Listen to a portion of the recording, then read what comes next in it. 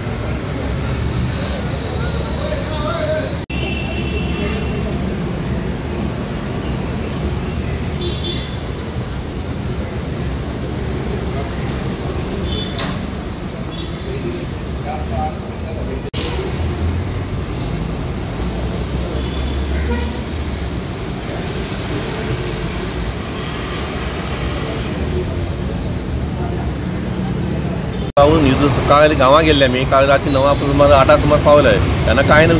नाशिल्लें बरें आशिल्लो पिवपा बशिल्लो सोरो सकाळी आतां जाम जालो म्हूण न्हिदिलो तेन्ना सोसायटीनी चेअरमॅन आशिल्लो म्हाका सांगलो तूं मातसो दुकान पळयलो कितें जालें तें म्हणून आपलो उठलो